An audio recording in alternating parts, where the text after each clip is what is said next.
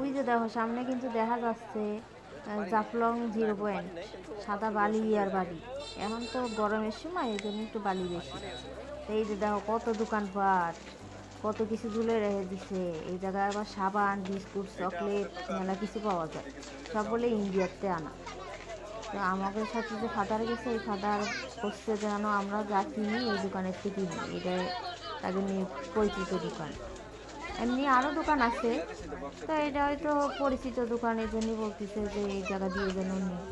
সামনে আরও দোকান আছে, দেখো কত দোকান, সব একই জিনিস পাওয়া যায়, একই চকলেট, বিস্কুট, সাবান। তো আমরা কইছি যে আমরা এখন কিছু কিনবো না, যখন ঘুরে ফিরে আসি যাওয়ার সময় কিনবো। এই দেখো কত পুঁতির মালা, খালি পুঁতির মালা। ছোটোবেলায় আমরা কত পুঁতির মালা পরতাম, সেই পুঁতির মালা সব এই জায়গা ঝুলে রাখি। তো চলো আমরা দোকানপাট পরে দেখো, ঘুরে ফিরে আসি। সামনে দিয়ে নৌকোয় উঠতে হবে। নদী বেশি বড় না, ছোট নদী, পার হয়ে গেলে 10 টাকা নেয়। তাও আমরা নৌকায় উঠলাম, উঠে এখন নৌকা দিয়ে যাব। বড় বড় পাথর তো, ওই পাথর দিয়ে হাঁটা যায় না, কষ্ট হয়। কত পাথর দেখো, আমরা শিল নোড়া বানানোর জন্য পাথর পাই না, আর এই জায়গায় কত পাথর পড়ে রয়েছে। এখন দেখো ছোট ছোট নৌকো, আমাকে ওইদিকে তো বড় বড় নৌকো, এদিকে ছোট ছোট নৌকো। দেখো কি সুন্দর পরিষ্কার জল, মনে হচ্ছে বোতল বেড়ে বেড়ে খাই। আমাকে ওইদিকে তো নদীর পানি গুলা গুলা, এই জায়গা আবার সব পরিষ্কার। আবার বৃষ্টির সময় আসবে গুলা, ওই জায়গায় স্টার্ট দিছে। আমরা কিন্তু স্টার্ট দিয়ে নৌকায় উঠিনি, আমরা উঠেছি লগি দিয়ে ঠেলা নৌকায়। দাঁড়াও দেখাচ্ছে কীরকম ঠেলা নৌকা, বইটা নেই কিন্তু লগি দিয়ে ঠেলতেছে। এই যে দেখো, একে বইটা নেই, লগি দিয়ে ঠেলতেছে।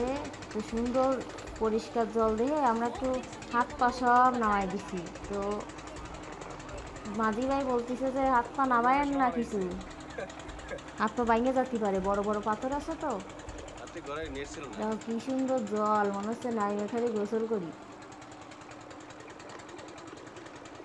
আমরা মনে হয় স্নান করার জন্যই এত ভালো জল পাই না, একেবারে বৃষ্টির জলের মতো পরিষ্কার। দেখো আমরা কিন্তু যাচ্ছি 0 পয়েন্টের ওই দিকে।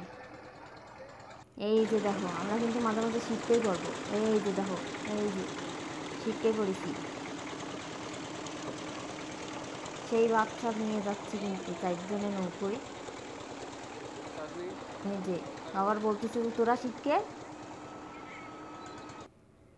এই যে আমি কিন্তু আবার সিনেমা করা শুরু করেছি, একটু জল ধরে নাড়াচাড়া করতেছি। ওয়েলকাম টু আমাদের গল্প। তো আমরা কালকে বলেছিলাম যে সিলেটে আসবো, আমরা সিলেটে এসে পৌঁছেছি।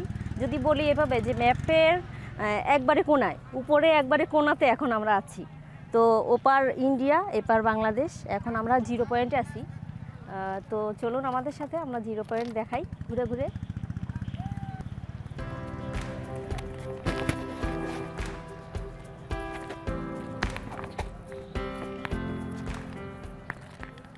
অনেকেই গোসল করছে, কিন্তু পানি অনেক ঠান্ডা।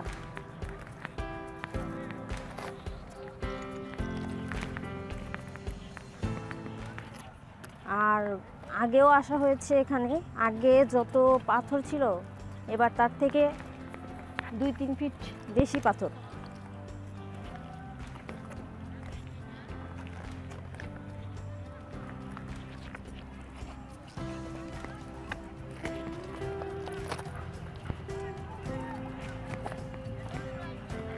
বিভিন্ন সাইজের পাথর এখানে, বড় ছোট গোল।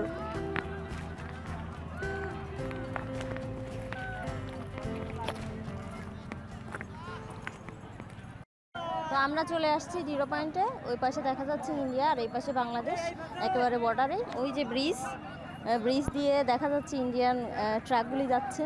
ওই পাশে গ্রাম আছে, এই সাইডেও শিলং, তো আমরা একেবারে বর্ডারে আছি। তো সামনে আরও কিছু নৌকা আছে, অনেক নয়েজ আসতেছে, এই জন্য সামনে আগাবো একটু পরে, কারণ সামনে অনেক ভিড়। এখানে অনেক নৌকা আছে, তো ওই সাইডটা যাওয়া যায় না। ওই সাইডটা যাইতে পারলে হয়তো আরও অনেক কিছু দেখানো যেত। ওই সাইডটা যাওয়া সম্পূর্ণ নিষেধ, কারণ ওই সাইডটা ইন্ডিয়ার ভিতরে পড়ছে। তো আমরা বর্ডারের ওই পাশ ক্রস করতে পারি না। ওই সাইডটা শিলং। আসলে অনেক সুন্দর, অনেক সুন্দর। 3টা পাহাড় দেখা যাচ্ছে, 2টা পাহাড়ের মাঝ দিয়ে নদী। এটা হয়তো ঝর্ণার নদী, ঝর্ণা থেকেই পানি আসে। আর পিছনে আর পাহাড় আছে।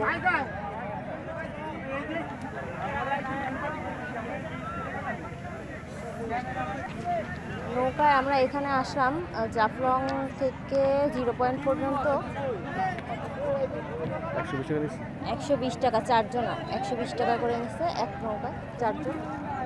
ট্রলারে গেলে ভাড়া বেশি, ট্রলারে গেলে ভাড়া বেশি, আর ট্রলার ছাড়া মানে ইঞ্জিন ছাড়া যে নৌকা আছে ওতে ওই নৌকায় একটু ভাড়া কম, কিন্তু ইঞ্জিন চালিত যে নৌকাগুলো আছে এগুলিতে আবার ভাড়া একটু বেশি।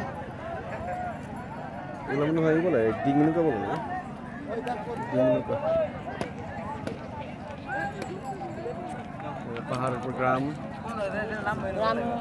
শুনলাম যে ওখানে গ্রামগুলি নাকি অনেক সুন্দর। এখান থেকে দেখা যাচ্ছে যে কিছুই নাই গ্রাম, পাহাড়, শুধু পাহাড়, গাছপালা। হয়তো একটা রাস্তা আছে, রাস্তা দিয়ে গাড়ি চলছে, কিন্তু আসলে উপরে গেলে নাকি অনেক সুন্দর। তো দেখি যদি কখনো সৌভাগ্য হয় উপরে যাওয়ার, তো তখন দেখাবো। এই যে দেখো এখন করছে যে খালি তোমারে দেখাবো, আমারে দেখাবো না। তাও কালা চশমা পরে চলে আইছে। এখন আমি তো কালা চশমা পরে আবার দেখবো না, শরীর একটু কম দেখি তো।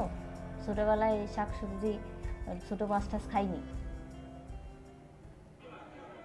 এই যে দেখো কায়দার জায়গায় চলে আইছি এইবার।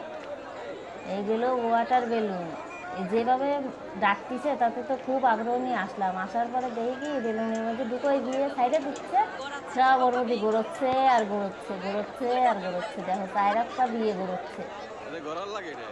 বুঝছো কি কায়দা, যে সুন্দর করে ডাকতেছে যে আসেন আসেন, পানির উপর দিয়ে হাঁটতেন 50 টাকা, 50 টাকা, পানির উপর দিয়ে হাঁটতেন, সাঁতার কাটতেন 50 টাকা। আমরা তো মনে করলাম যে কি যেন জিনিস, আইসে দেয় এই গরমে কল 50 টাকা করে নেয়।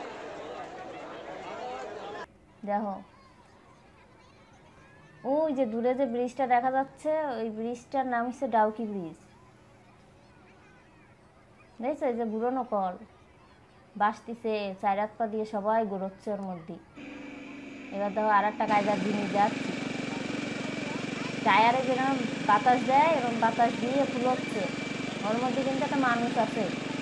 ও জ্যাকসিনরা বসে রয়েছে ওর মধ্যে, ওরে কিন্তু বাঁচাই দেবে। এখন ওর ইচ্ছা লাগিছে, শখ লাগিছে, ও পানির মধ্যে ভাসতে হাঁটতে, তাই ওরা ওর ভিতর বইটা দিয়ে এখন বাতাস দিচ্ছে।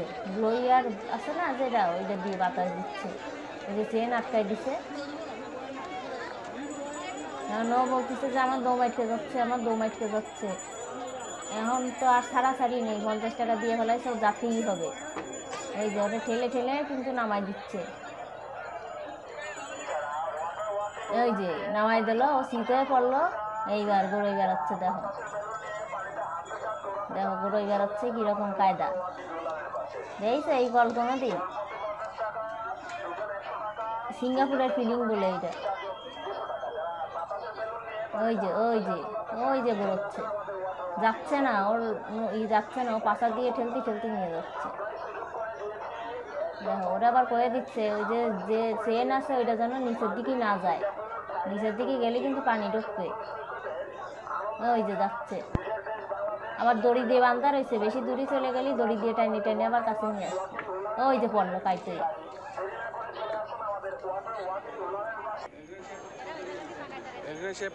এই যে দেখো এখন কিন্তু আমরা দেখাবো,